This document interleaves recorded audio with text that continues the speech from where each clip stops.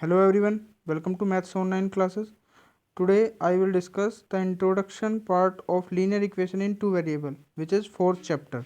So let me start the introduction part. Our fourth chapter is linear equation in two variables. Clear है? सो हमारे पास सबसे पहले है linear equation. सो हम सबसे पहले लीनियर इक्वेशन देखते हैं क्या होता है. हमारे जो प्रीवियस चैप्टर थे, आपने एक चैप्टर पढ़ा था पॉलिनोमियल. पॉलिनोमियल आपने पढ़ा था. पॉलिनोमियल में एक आपका एक टाइप का पॉलिनोमियल था आपका linear polynomial. Linear polynomial. So linear polynomial in one variable. अगर मैं आपसे कहूँ एक एग्जांपल दे दो आप linear polynomial in one variable, तो आप लिख सकते हो 2x + 3. इफ़ अगर मैं आपसे पूछता हूँ कि आप एक एग्जांपल दे दो linear equation in one variable, so आप इसको इक्वल्स टू लगा के किसी भी डिजिट या किसी नंबर के इक्वल रख सकते हो आप. मीनिंग इस हमने यहाँ पे 3 के इक्वल इसको रख दिया. सो ये हो जाएगी आपकी linear equation in one variable.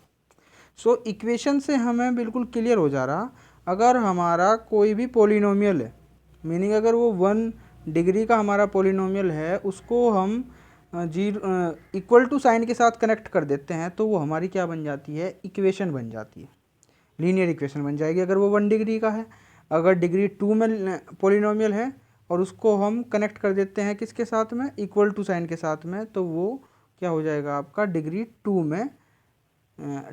में क्या हो जाएगा, इक्वेशन बन जाएगा, और उसको बोलेंगे हम क्वाड्रेटिक इक्वेशन. क्लियर है? आई होप आपको अच्छे से समझ आया होगा. सो अब यहाँ पे आपका है linear equation in two variable. अगर आपका कोई भी पॉलिनोमियल है, अभी तक आपने जो पॉलिनोमियल पढ़े थे वो आपके पॉलिनोमियल इन वन वेरिएबल थे, but polynomial in two variable, if linear equation in two variable, if we have a linear polynomial in two variable like this 2x plus 3y, this is linear polynomial in two variable.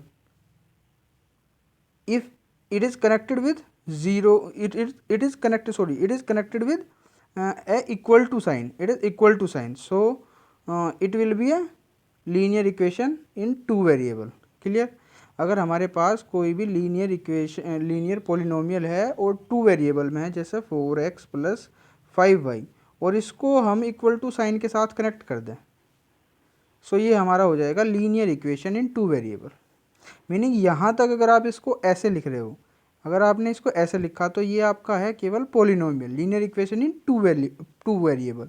अगर आप इसको equal to sign के साथ connect कर देते हैं तो ये आपका linear equation in two variable linear equation हो जाएगी. क्लियर? आई होप आपको समझ आया होगा. सो अब हम इसकी स्टैंडर्ड फॉर्म, इसकी जनरल फॉर्म देख लेते हैं.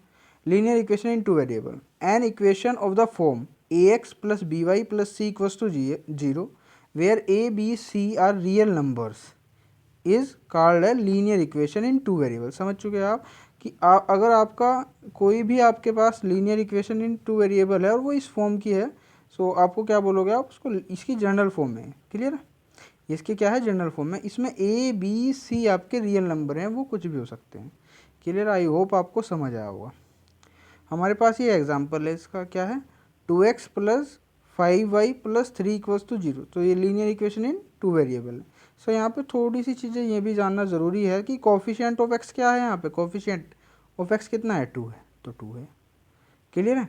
कोफिशिएंट ऑफ y कितना है, यहाँ पे 5 है, तो कोफिशिएंट ऑफ y = 5, और कांस्टेंट टर्म कितना है, यहाँ पे 3 है. सो ये भी चीज़ें हमें जानना ज़रूरी है. आई होप आपका linear equation in two variable जो हमारा चैप्टर है, इसका इंट्रोडक्शन पार्ट अच्छे से समझ आया होगा, इसकी डेफिनेशन अच्छे से समझ आई होगी. क्लियर है? अगर फिर भी कोई डाउट है तो आप कमेंट बॉक्स में पूछ सकते हैं या फिर मेरे व्हाट्सएप नंबर पर भी पूछ सकते हैं. Thank you and have a nice. Thank you very much.